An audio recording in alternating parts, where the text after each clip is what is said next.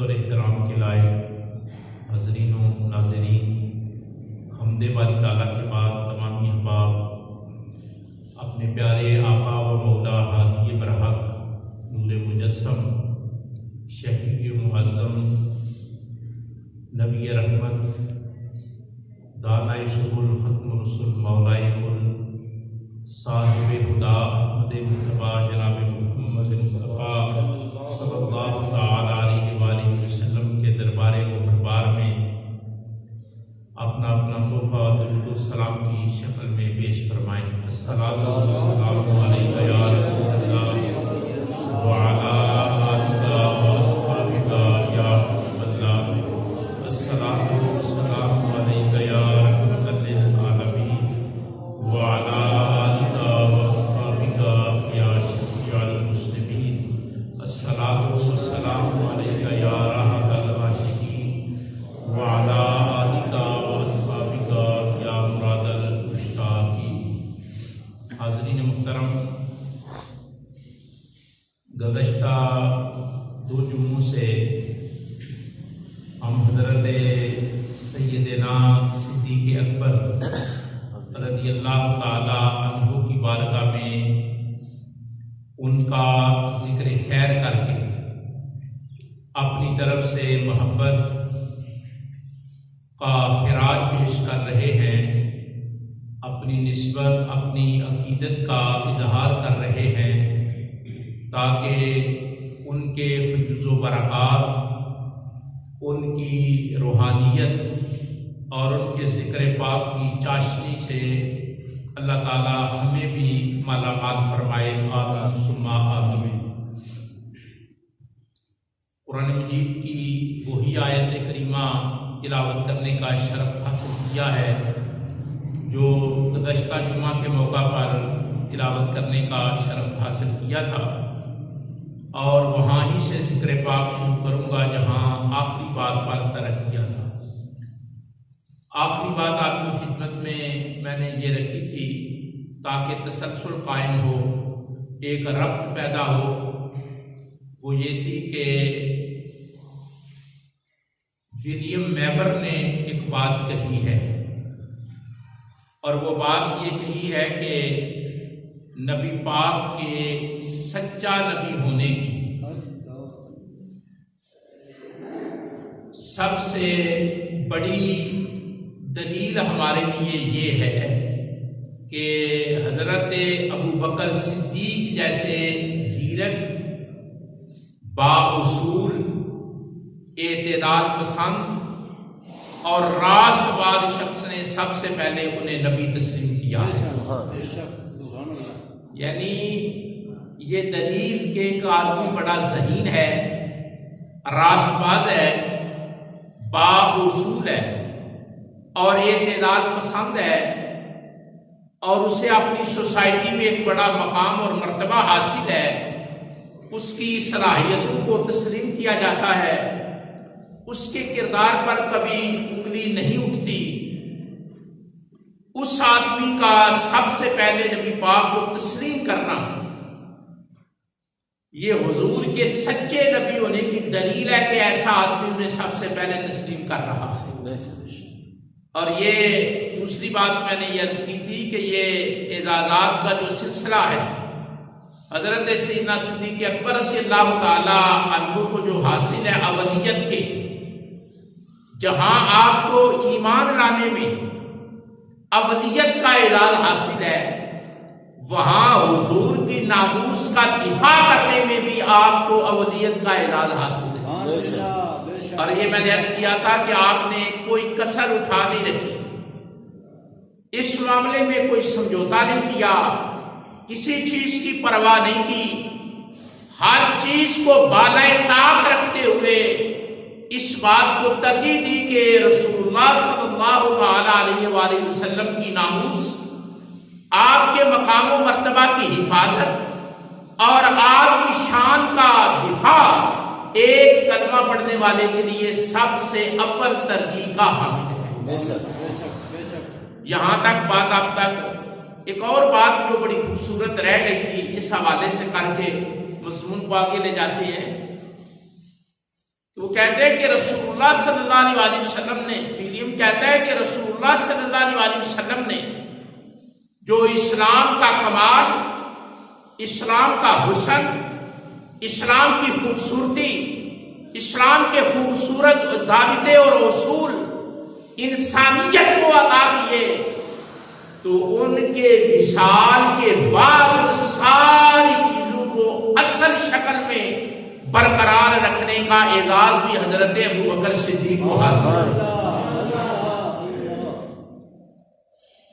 ایک چھوٹا سا تبصرہ اس سلسلے میں عرض کرتا ہوں، پھر آپ کو احساس ہوگا کہ ان باتوں کا وزن کیا ہے، ان باتوں کی حیثیت کیا ہے۔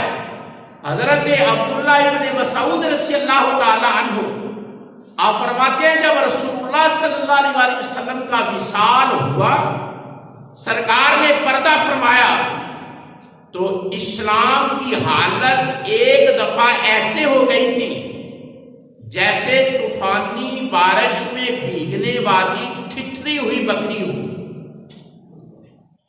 آپ اس لفظ پر غور کریں، حضرت عبداللہ ابن مسعود رضی اللہ تعالی عنہ آپ کوئی عام آدمی نہیں، اکثر ذکر پاک میں آپ کو ان کا سناتا رہتا ہوں۔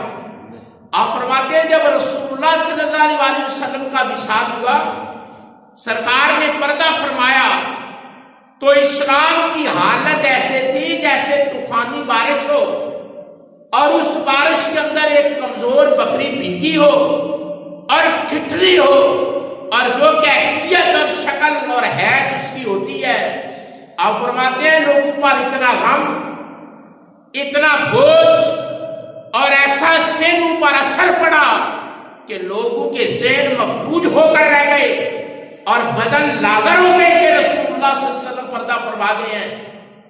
لیکن ساتھ ہی فرماتے ہیں کیا شان ہے حضرت ابوبکر صدیق کی، کیا کمال اور مرتبہ ہے حضرت ابوبکر صدیق رضی اللہ تعالی عنہ کا، کہ انہوں نے فوراً اپنی فراست، اپنی ذہانت، اپنی امارت، اپنی دیانت اور اپنی شرافت سے اسلام کے وجود کو ایسی تقویت عطا کی کہ تھوڑے سے عرصے میں پھر وہی عروج بحال ہو گیا جو سرکار نے اسلام کو عطا فرمایا تھا۔ یہ تبصرے کوئی عام تبصرے نہیں ہیں، ان باتوں کے اندر ایک وزن ہے، ایک حقیقت آشکار ہوتی ہے کہ اس وقت جب حضور کا وصال ہوا، اسلام کی کشتی پر بڑا مشکل وقت آیا، اسلام پر بڑا نازک وقت آیا، لیکن جو دیانت اور فراست اور جو ذہانت اور جو سیرت ہونا حضرت ابوبکر صدیق رضی اللہ تعالی عنہ کا تھا، وہ کام آیا اور اسلام کا پرچم پھر اسی طرح لہلانے لگا جس طرح رسول اللہ کے عہد میں لہلاتا تھا۔ تو یہ ارشاد بھی وہ ولیم کہتا ہے کہ رسول اللہ کے بعد اسلام کو تقویت، طاقت اور مضبوطی، استحکام اور اپنی اصل شکل میں جس آدمی نے برقرار رکھا ہے اس کا نام ابوبکر صدیق رضی اللہ تعالیٰ عنہ۔ حضور انور نے فرمایا یہ دیکھیں، کسی آدمی کا قد کاٹ جاننے کے لیے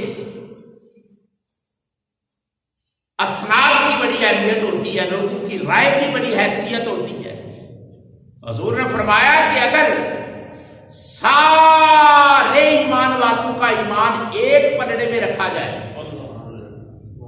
جس آدمی کو ایمان کی دولت حاصل ہے وہ سارا ایمان ایک پلڑے میں رکھا جائے، اور تنہا ابو بکر کا ایمان ایک پلڑے میں رکھا جائے، فرمایا ساری امت کے ایمان سے ابو بکر کے ایمان کا وزن بڑھ جائے گا۔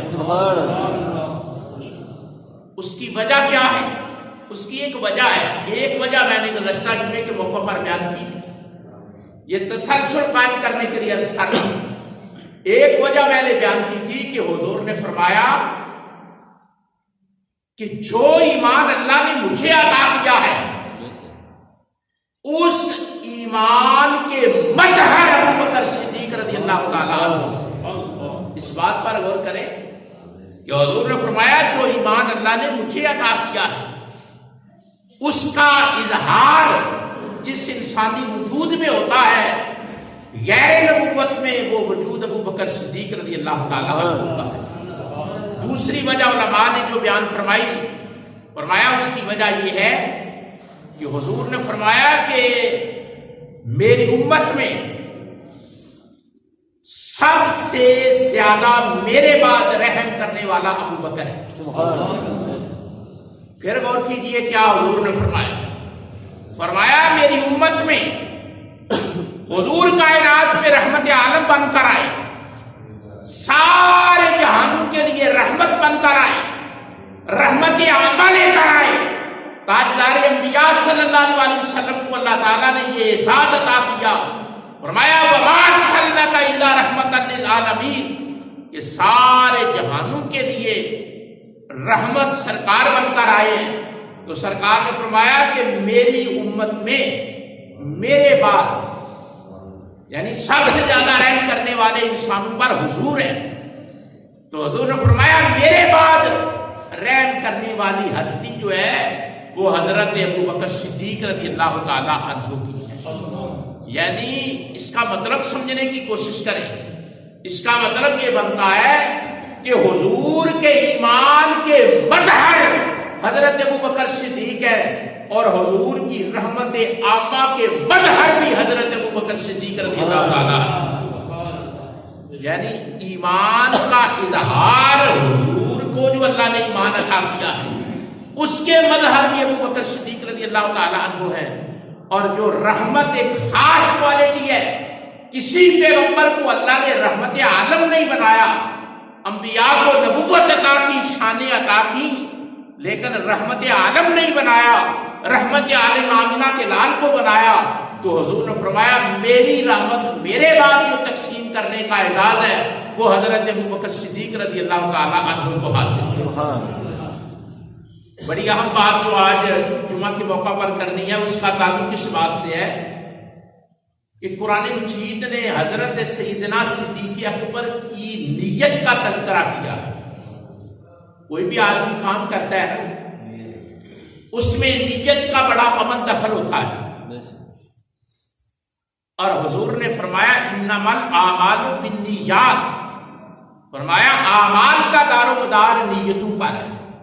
آپ جتنے بھی عمل کرتے ہیں نا ان کا دار و مدار نیت پر ہے۔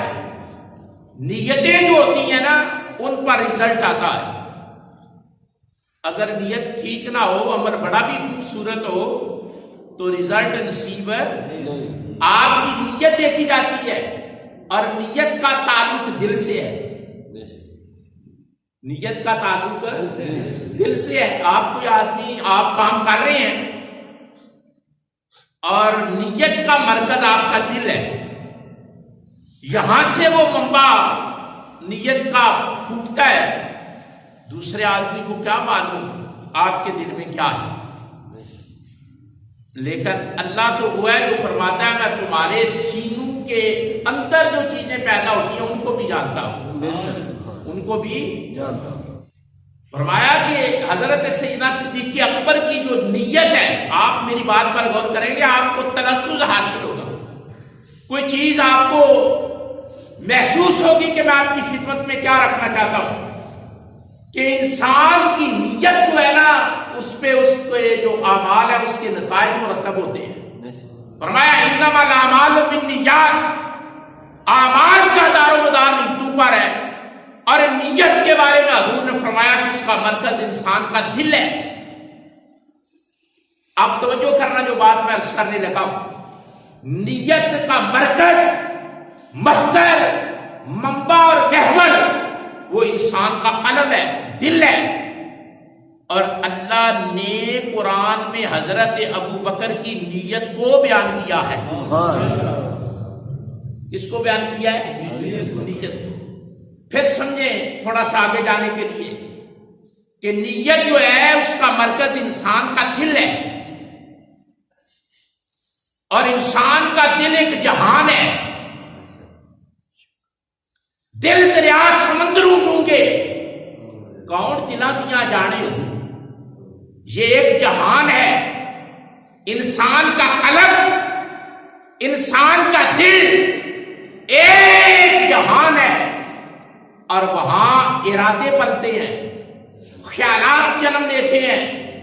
تو اللہ نے قرآن مجید میں حضرت سیدنا صدیق اکبر کے دل کی بات، جسے نیت کہتے ہیں، اس کو بیان کیا ہے. تو پھر رزلٹ یہ سامنے آتا ہے نا کہ وہ جو مالک ہے، جو خالق ہے، اس نے ابو بکر کے دل کو کتنا پسند کیا ہے، اس سے ٹٹول کر اس کی نیت کو بیان کیا ہے. عقیدے ستھرے نہیں ہو جاتے. سوچ آدمی کے پاس علم ہو، دانش ہو، فراست ہو، تو پھر تو بات بڑی آسانی سے سمجھ آ جاتی ہے کہ ایک آدمی کے دل کی نیت کو اللہ قرآن مجید میں بیان کرتا ہے. تو اس کا مطلب یہ ہے کہ اس انسان کا دل خدا تاکتا ہے، تاڑتا ہے، دیکھتا ہے، اور جو کوالٹی اس کے دل میں پائی جاتی ہے اللہ اس کوالٹی کو قرآن بنا کر میرے نبی کے سینے پر نازل کرتا ہے. پھر آپ ایک ساتھ کریں نا، اس کا مطلب کیا ہے؟ کبھی اس سے مزہ نہیں اس بات کا جو میں نے عرض کی ہے کہ پھر آسان لفظوں میں کہوں کہ حضرت ابو بکر کے دل کو خدا نے دیکھا ہے. سادے لفظوں میں تو جس کے دل کو خدا نے پاتال تک دیکھا ہو، گہرائیوں میں اتر کر دیکھا ہو، اس کو ابو بکر کہتے ہیں. اس کو کیا کہتے ہیں؟ ابو بکر کہتے ہیں. اور وہ نیت آپ کی یہ ہے کہ آپ نے بے شمار مال اسلام کی خدمت کے لیے قربان کیا.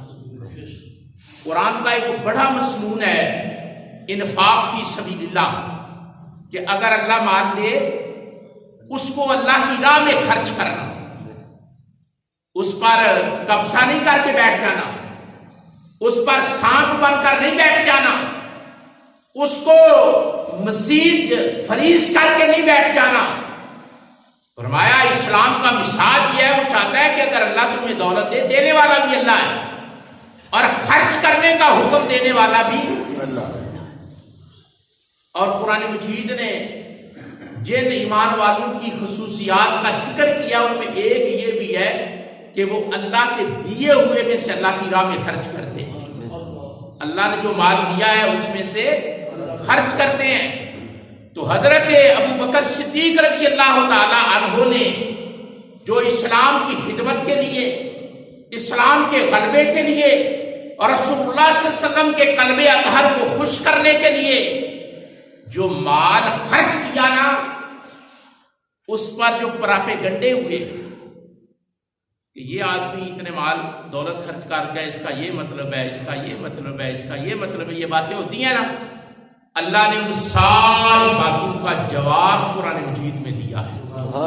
فرمایا میرے نبی کا یار، میرے نبی کا ہمراز، میرے نبی صلی اللہ علیہ وسلم کا قریب ترین ساتھی، جسے اللہ نے صاحب کے لقب سے یاد کیا ہے، کہا کہ اس کا مال خرچ کرنا تمہیں کیا علم، میں تمہارا رب جو سینوں کا علم رکھتا ہوں تمہیں بتاتا ہوں کہ ابو بکر کی نیت میں یہ کوئی چیز نہیں جو تم ذکر کرتے ہو. تو پھر اس نے مال خرچ کیوں کیا ہے؟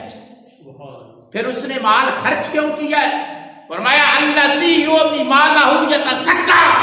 فرمایا کوئی اور مقصد نہیں ہے، ایک ہی مقصد ہے کہ وہ مال اس لیے خرچ کرتے ہیں کہ ابو بکر کا دل پاک اور صاف ہو جائے. ابو بکر کا دل پاک اور صاف ہو جائے. اب مسئلہ سمجھنا ذرا، میں باریکی سے بات کرنے کا قائل ہوں اور کرنی بھی چاہیے اور سننی بھی باریکی سے چاہیے. اللہ اس بات کو پسند کرتا ہے کہ بات کی ہر پہلو کو ڈسکس کیا جائے. اگر مال اس لیے خرچ کیا جائے کہ میرا دل پاک ہو، جیسا کہ حضرت سیدنا صدیق اکبر صلی اللہ تعالیٰ عنہ نے کیا، انہوں نے اپنی دولت صرف اس لیے خرچ کی کہ میرا دل پاک ہو. پتہ چلا کہ یہ مال کا خرچ کرنا، انفاق فی سبیل اللہ، اللہ کی راہ میں اگر موقع ملے، خدا چانس دے، مال دے، اسباب دے، وسائل دے، اللہ کی راہ میں اس لیے مال خرچ کرنا چاہیے کہ مال میں خرچ کروں گا اور میرا دل میرا رب صاف فرما دے. مال خرچ کرنے کے لیے دل کو قائم بھی کرنا پڑتا ہے, دل کو کھڑا کرنا پڑتا ہے.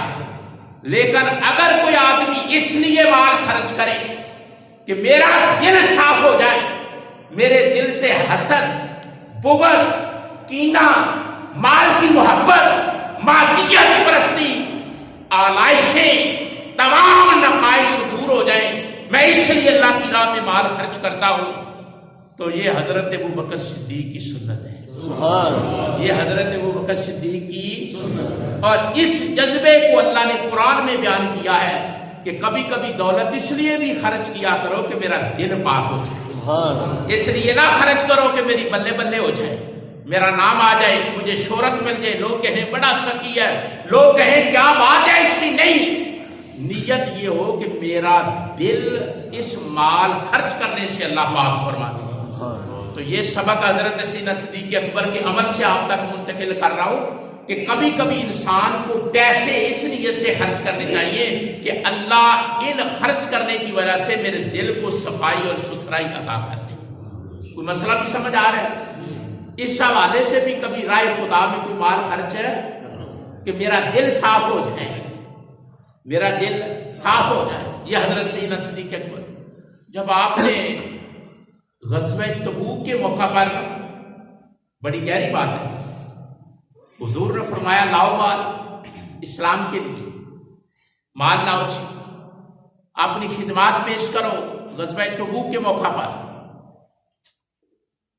تو حضرت آپ سب جانتے ہیں, لیکن جو بات اس کے پہلے سے میں عرض کروں گا وہ آپ کو آگے بڑھائے, آپ کی ذہنی نشو و نما کرے گی, آپ کی فکر کی نشو و نما کرے گی. بات تو آپ نے سنی ہوئی ہے کہ حضرت عمر گھر کا آدھا مال لائے اور حضرت سیدنا صدیق اکبر رضی اللہ تعالی عنہ آپ گھر کا سارا مال لائے. یہ بات آپ سب نے سنی ہوئی ہے, بڑی بات ہے. سارا مال لے آئے, کوئی چیز سوئی سلائی تک گھر نہیں چھوڑ کر آئے, سارا کچھ دے آئے. اور حضرت عمر رضی اللہ تعالیٰ عنہ آدھا مال لائے.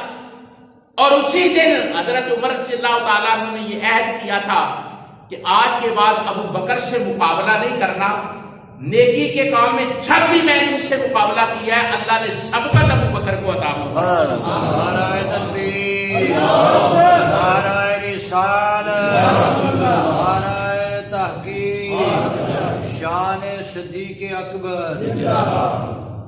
اس سے یہ بھی پتا چلتا ہے کہ نیکی کے کاموں میں مسابقت کرنا,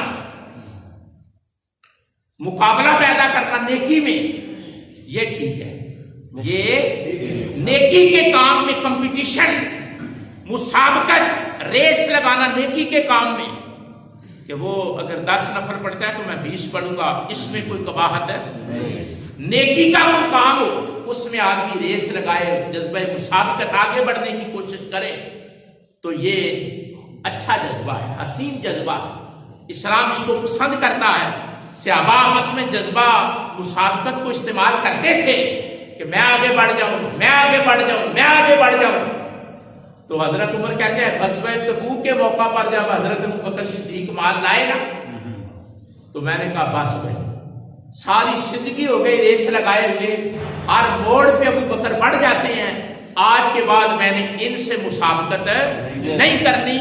اللہ نے اولیت کا اعزاز ہی حضرت ابوبکر صدیق کو عطا فرمایا. جو بات میں نے اپنے ایمان کو تازہ کرنے کے جو مجھے اچھی لگی اور آپ کو سنا رہا ہوں, وہ بات یہ ہے کہ جب حضور نے پوچھا نا کہ مال لے آئے ہو, حضرت عمر پہلے مال لے آئے تھے, حضرت ابوبکر صدیق بھی مال لے کر آئے, تو حضور نے پوچھا ابوبکر گھر کیا رکھ کر رہے؟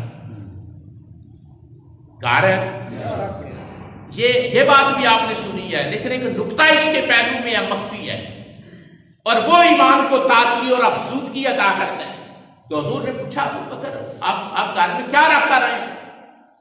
تو انہوں نے عرض کی یا رسول اللہ صلی اللہ علیہ وسلم آپ بتائیے تو میں نے جو گھر رکھا ہے نا لاہم ان کے لیے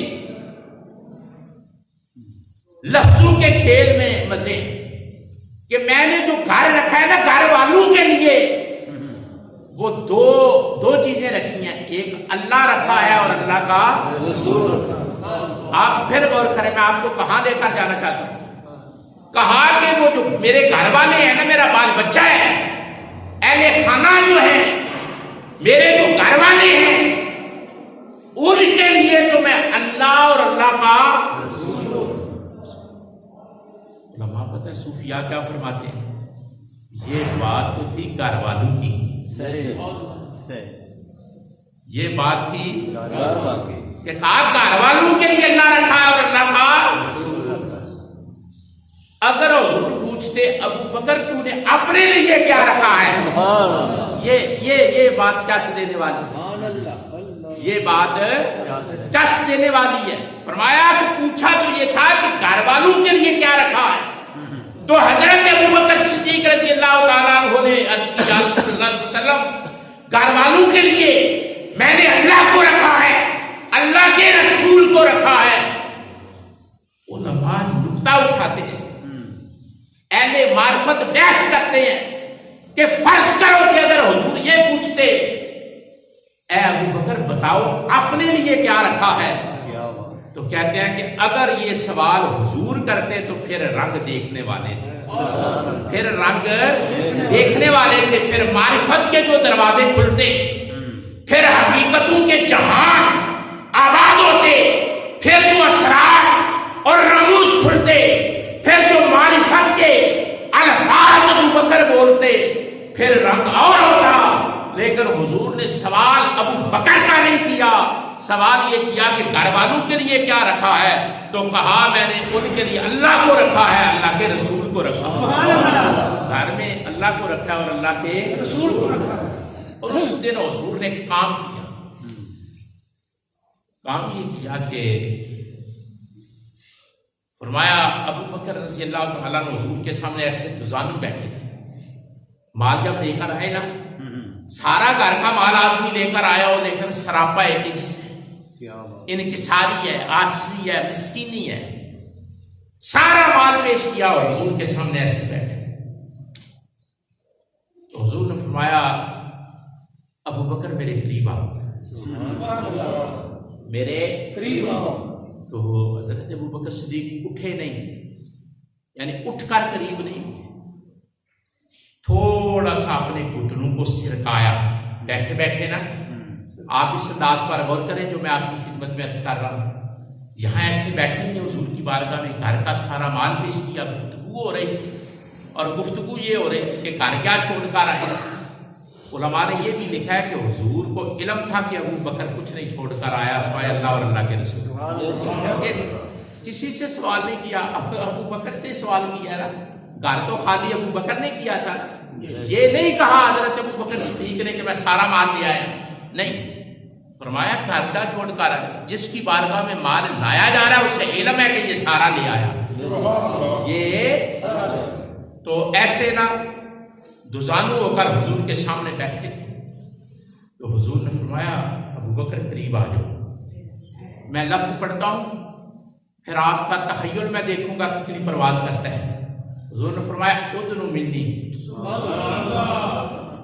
اب سوچو بات کہاں جاتی ہے، ادنو منی، اس کا مطلب ہوتا ہے دنا، جو لفظ ہے دنا جس سے یہ دنیا ہے، یہ دنیا جو لفظ ہے یہ بھی دنا سے ہے، دال نون الف، دنا یدنو، دنیا اس سے بنتا ہے، اس کا مطلب یہ قیامت کے قریب ہے، اس کے قیامت قریب ہے، اس دنیا کے ختم ہونے کی، قیامت نے آنا ہے، تو یہ اس سے ہے۔ تو حضور نے فرمایا ادنی منی، میرے قریب آ جاؤ۔ تو حضرت ابو بکر صدیق تھوڑا سا سر کے اپنی جگہ سے موو کیا، تھوڑا سا آگے بڑھے، حضور نے فرمایا پھر ادنو منی، اور قریب آ جاؤ، اور قریب آ جاؤ۔ علماء فرماتے ہیں، یہ معرفت کی باتیں ہیں، علماء فرماتے ہیں کہ معراج کی شب حریم ناز میں جب حضور تھے، اللہ کی ذات یا مصطفیٰ کی معراج کی شب، تو بالکل یہی الفاظ اللہ نے حضور سے کہے ادنو منی یا حبیبی، اے میرے حبیب میرے قریب ہو جا، کتنی دفعہ کہے؟ 1000 مرتبہ، 1000 حد ہو جاتی ہے، حد ہو جاتی ہے محبت کا جہان کھولے۔ 1000 مرتبہ صوفیاء فرماتے ہیں کہ خدا نے کلام کیا ادنو منی، حضور قریب ہوتے گئے، پھر جا کر وہ منظر بنا جو کعبہ حسین کا تھا، او ادنا کا تھا، وہ منظر بنا۔ تو صحابہ کہتے ہیں جب حضور غزوہ تبوک کے موقع پر حضرت ابوبکر صدیق کو بلا رہے تھے اور فرما رہے تھے ادنو منی یا صدیقی، اے صدیق اور میرے قریب ہو جا، تو حضرت صدیق ادب کے مارے اٹھے بھی نہیں، سرکتے ہوئے اپنے گھٹنوں کو آگے بڑھاتے رہے، حتیٰ کہ حضور کے گھٹنوں کے ساتھ ابوبکر کے گھٹنے لگ گئے۔ نبی اکرم صلی اللہ علیہ وسلم کے جو گھٹنے مبارک تھے نا، ان کے ساتھ گھٹنے لگ گئے۔ یہ قرب اللہ تعالیٰ نے کہ حبیب نے عطا کیا کہ حضور کے گھٹنوں کے ساتھ حضرت ابوبکر صدیق کے گھٹنے لگ گئے، یہ قرب۔ اور صحابہ کہتے ہیں کہ اس دن ہم جب حضور فرماتے ہیں اور قریبا، ابوبکر اور قریبا، تو کہتے ہیں ہمارے جو تخیل کا طائر اس نے پرواز کی، ہم سوچتے رہے کہ ایک لمحہ یہ آیا تھا کہ پروردگار نے اپنے حبیب کو ادنو منی کہہ کر قرب عطا کیا۔ آج رسول اللہ ابوبکر کو یہ قرب عطا کر رہے ہیں اور ہم پر اس قرب کی وجہ سے معرفت کے دروازے کھل رہے ہیں، معرفت کے دروازے کھل رہے ہیں۔ حضرت سیدنا صدیق اکبر رضی اللہ تعالیٰ عنہ، آپ کی ذات، آپ کی جو حیثیت ہے، آپ کو جو اللہ نے مقام اور مرتبہ عطا کیا ہے، وہ بڑا بے مثال۔ آپ اندازہ کریں نا، جس کے دل کا مطالعہ قدرت نے کیا، فرمایا وہ جو مال خرچ کرتے ہیں نا، ابوبکر جو مال خرچ کرتے ہیں صرف اس لیے خرچ کرتے ہیں کہ مال خرچ کرنے سے اللہ انسانوں کے دل صاف فرما دیتا ہے، انسانوں کے دل صاف فرما دیتا ہے۔ 40,000 ایک روایت میں آتا ہے، ایک میں آتے ہیں 80,000 درہم تھے حضرت سیدنا صدیق اکبر کے پاس۔ اب توجہ کرنا، اور ان کی خواہش کیا تھی؟ حضور کو پیش کر دیا مال، اپنی ذات بھی پیش کر دی اور اپنا مال بھی پیش کر دیا۔ فنا تھے حضور کی ذات، یہ صوفیانہ باز ہے، وہ باز نہیں ہے روایتی، حضور کی ذات میں فنا تھے۔ اور اعلیٰ حضرت رحمت اللہ تعالیٰ علیہ نے ایک نکتہ لکھا ہے کہ جس دن حضرت ابوبکر صدیق کے والد گرامی مسلمان ہوئے، 4 پشتیں ان کی شاہی ہیں۔ کتنی؟ 4 پشتیں صحابی ہیں۔ حضرت ابوبکر صدیق کی 4 پشتیں شرف صحابیت سے مشرف ہیں، باپ سے ابھی، خود سے ابھی، بیٹا سے ابھی، پوتا سے ابھی۔ تھوڑی بات ہے؟ تھوڑی بات ہے؟ بڑی بات ہے۔ تو جس دن ان کے والد اعلیٰ حضرت نے لکھا ہے فوت ہوئے نا، اسلام قبول کیا حضور کی بارگاہ میں، تو کمزور ہو گئے تھے، بوڑھے ہو گئے تھے۔ یار ایک بات میں مسئلہ ہے، حضرت ابوبکر صدیق اپنے والد گرامی کو اسلام کی دولت حضور کی بارگاہ سے لے کر دینے کے لیے جب لائے نا، تو بیٹھے ہوئے تھے، انتظار تھا کہ حضور کا اذن ملے تو میں اپنے والد گرامی کو حضور کی بارگاہ میں پیش کروں۔ تو حضور نے فرمایا ہاں ابوبکر لاؤ نا اپنے والد کو۔ تو جب بابا جی کو دیکھا نا، بابا جی کو دیکھا، آنکھیں ختم ہو چکی تھی، نور ختم ہو چکا تھا، بڑھاپا تھا۔ تو حضرت ابوبکر صدیق اپنے والد کو اٹھا کر جب لائے نا، تو حضور نے فرمایا ابوبکر انہیں ادھر ہی رہنے دو، میں مصطفیٰ خود بابے کے پاس چل کر۔ تعلیم دیکھو نا، تہذیب دیکھو، ادب دیکھو، تمدن دیکھو، معاشرت دیکھو۔ فرمایا ابوبکر بابے کو ادھر ہی رہنے دو، بزرگ ہیں، ضعیف ہیں، ان پہ بڑھاپا ہے، میں خود چل کر آتا۔ تو کہا یہ دولت اسلام لینے کے لیے آئے ہیں، میرے والد کو سفر کرنے دو۔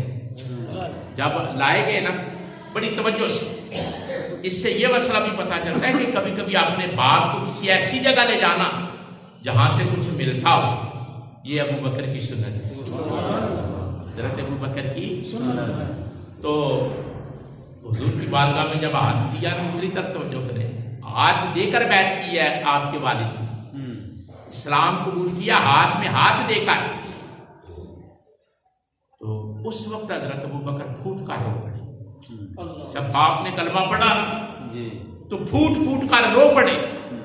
حضور نے حضرت ابو بکر صدیق کا جب رونا دیکھا کہ یہ پھوٹ پھوٹ کر رونے لگے ہیں، سامن بادل کی برسات کی طرح جھڑی لگ گئی اتھرو کی، تو حضور نے دیکھا اور ادھر باپ کا ہاتھ میں ہے، ادھر ابو بکر رو رہے ہیں، اور حضور نے ادھر ہی بیعت کو موقوف کر کے پوچھا ابو بکر ماجد کی کا یا ابا بکر تمہارے رونے کا سبب کیا ہے، کیوں رو رہے ہو؟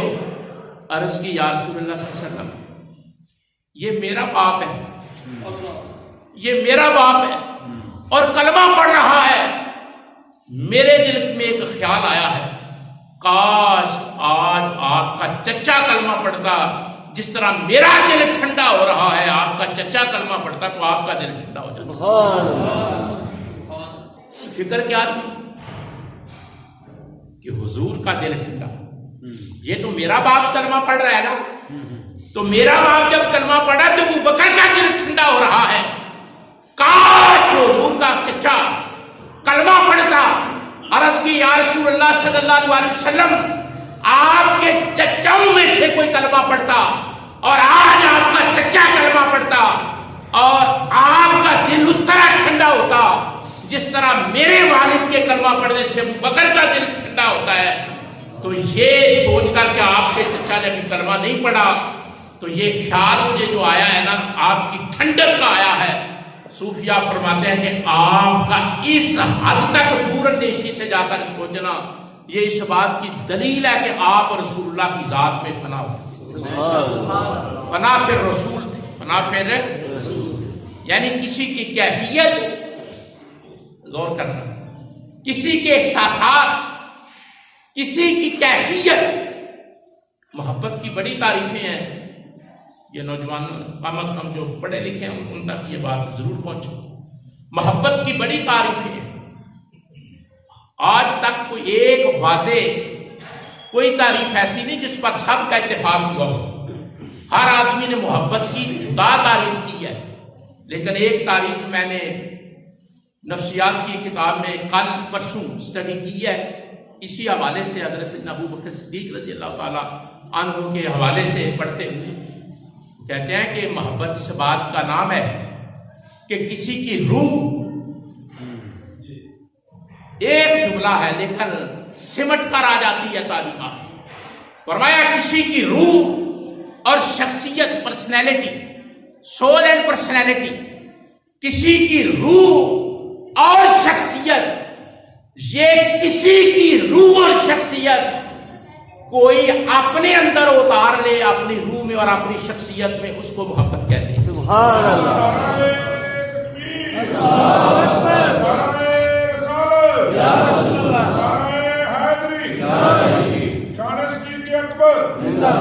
آپ ان دو لفظوں پر غور کریں، کتاب کا نام ہے محبت کے رنگ،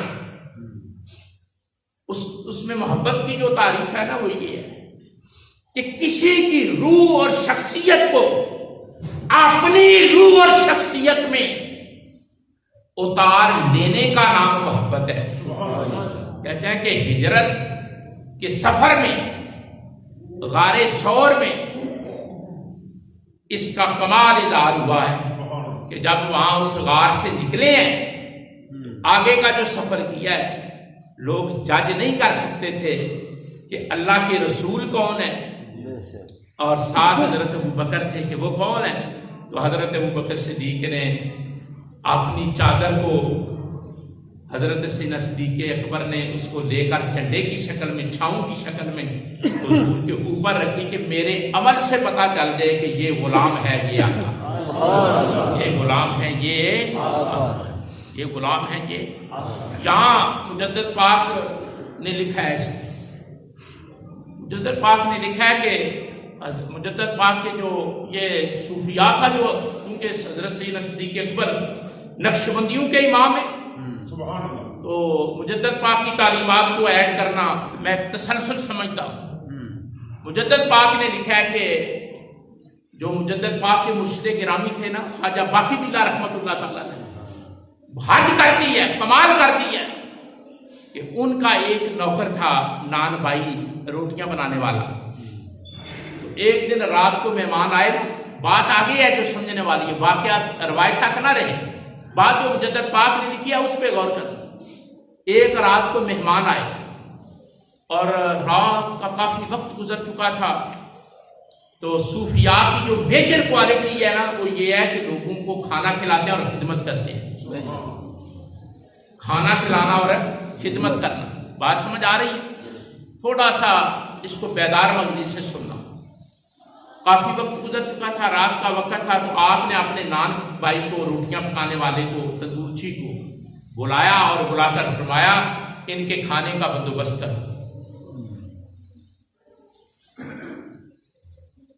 چپ سادگی، وقت بھی کافی گزر چکا تھا، تندور ٹھنڈا ہو چکا تھا، لیکن وہ گئے، انہوں نے کوئی آیا ہوتا وہ نہیں دیکھا. دوڑ دھوپ کی، ادھر سے یہ لے ادھر سے وہ لے، سارے انتظامات کیے، مہمانوں کے لیے کھانا تیار کر دیا. تو کوئی موڑ ہوتا ہے نا، کوئی کارنر ہوتا ہے. کہتے ہیں کہ وہ جو خواجہ باقی باللہ تھے نا رحمۃ اللہ تعالیٰ، وہ بڑے خوش ہوئے. کہنے لگے یار مانگ آج کیا مانگتا ہے، مانگ کیا. کوئی موڑ ہوتا ہے، کوئی کارنر ہوتا ہے نا زندگی میں آتا ہے. ماں باپ کی خدمت کرو وہ موڑ آئے گا، اپنے شیخ کی خدمت کرو وہ موڑ آئے گا، اپنے استاد کی خدمت کرو وہ موڑ آئے گا کہ وہ روح خوش ہوتی ہے. جذبے میں صداقت ہو تو روح خوش ہو جاتی ہے. تو حضرت خواجہ باقی باللہ جو تھے نا انہوں نے فرمایا یار تو نے کمال کر دیا، رات کے اتنے انتظامات کیے ہیں، محبت سے کھانا تیار کیا ہے، مہمانوں کو کھلایا، ہماری روح خوش ہو گئی ہے، مانگ کیا مانگتا ہے. تو وہ جو نان بھائی تھا نا وہ بھی مدتوں سے وہاں رہ رہا تھا، صحبتوں کا اثر تھا. کہنے لگا مجھے کچھ نہیں چاہیے، جیسے آپ ہو ویسے مجھے کر دیں، جیسے آپ ہیں نا ویسے مجھے کر دیں. تو بس وہ وعدہ تھا نا، کہا تھا مانگ، اس نے مانگ لیا کہ جیسے آپ ہیں نا مجھے کر دیں. فرمایا ٹھیک ہے وضو بناؤ آ جاؤ میرے اجرے میں. جب آ گئے اجرے کو بند کیا، توجہ ڈالی. یہ توجہ کا آپ لوگوں کے احساس نہیں، پوچھنا ہے تو حضور سے امت سے پوچھو. آپ فرماتے ہیں پیر محمد کرم شاہ الازری رحمۃ اللہ تعالی علیہ کہ میں گلہار شریف گیا اور خواجہ گلہاروی نے جب میرے قلم پر توجہ ڈالی تو 1 گھنٹے تک مجھے علم ہی نہیں تھا کہ میں کون ہوں، کدھر ہوں، کہاں بیٹھا ہوں. یہ توجہ کے کمال ہوتے ہیں.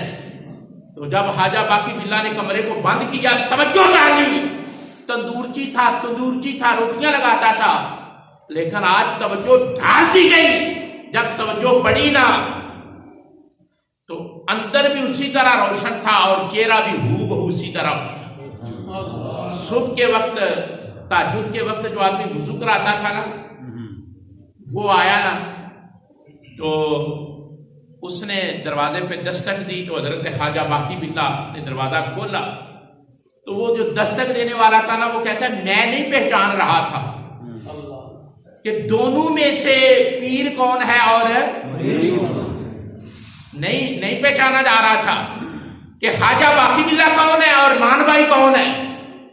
تو مجدد پاک نے اس عقدے کو کھولا ہے کہ ہاں پہچان کا ایک ہی ذریعہ ہے کہ جو ہوش میں تھا وہ باقی باللہ تھا اور جو سکر میں تھا، جس سے جو بے خود پڑا ہوا تھا وہ روٹیاں لگانے والا تھا.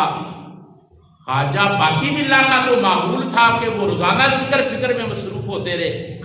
تو کہتے ہیں مجدد پاک کہ اسی طرح ہجرت کی شب وہ جو 11 میل تک حضرت ابوبکر صدیق نے اٹھایا کاندھے پر نبی اکرم صلی اللہ علیہ وسلم کو ننگے پاؤں، اور پھر غار کی باتیں، اور پھر جب نکلے تو فلافی شیخ تھے، دیکھنے والے نہیں تاڑتے تھے کہ یہ کون ہے یہ کون ہے. تو انہوں نے ایک فیصلہ کیا کہ میں ان کے سر پہ چھاؤں کرتا ہوں کہ لوگوں کو پتا چل جائے کہ یہ ساتھ غلام ہے اور یہ رسول اللہ ہے. یہ فنا فی شیخ ہوتا ہے، یہ فنا فی شیخ ہوتا ہے، یہ مقام اور مرتبہ ہوتا ہے. اور حضرت ابوبکر فنا فی رسول تھے. اور میں نے جہاں سے پڑھ لیا تھا، آپ کسی کو وہ لفظ یاد نہیں ہوگا، وہ یاد تھا احساسات و کیفیات. اس لفظ میں پیچھے گیا، احساسات و کیفیات. حضرت ابوبکر صدیق رضی اللہ تعالیٰ عنہ سرکار کے احساسات، آپ کی کیفیات اور آپ کے قلب میں اٹھنے والا جو اپنے رشتہ داروں کی محبت کا تلاطم تھا، اس وقت پڑھ رہے تھے کہ آج ابو بکر کا باپ کلمہ پڑھ رہا ہے، علی کے باپ نے مجھے پالا ہے. تو یہ خیال آ رہا تھا. تو ابو بکر صدیق نے اس وقت کہہ دیا کہ میں رویا اس لیے ہوں کہ کاش آج آپ کا چچا کلمہ پڑھتا. آج آپ کا، اس کو صوفیاء نے لکھا ہے کہ اپنے شیخ کی کیفیات سے جب مرید آگاہ ہوتا ہے تو وہ مقام فنا کا مقام ہوتا ہے، وہ مقام فنا کا مقام ہوتا ہے. ایسے مقام آتے ہیں، حجاب اٹھتے ہیں، سلام آتے ہیں، سارا کچھ ہوتا ہے، لیکن ہوتا کب ہے؟ جب دل صاف ہوتا ہے. جب دل، حضرت سیدنا صدیق اکبر رضی اللہ تعالیٰ عنہ کو یہ ذاتی اثر ہے، ختم کرتے ہیں گفتگو، کہ سب سے زیادہ مشورہ حضور نے اپنی زندگی میں حضرت ابوبکر صدیق سے، سب سے زیادہ مشورہ حضرت ابوبکر صدیق سے. اور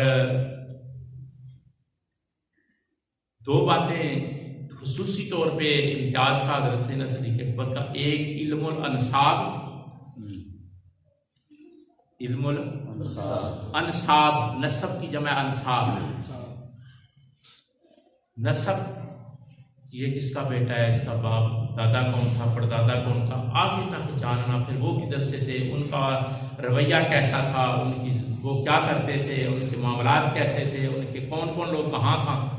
حضرت ابوبکر صدیق کو یہ سارا علم تھا.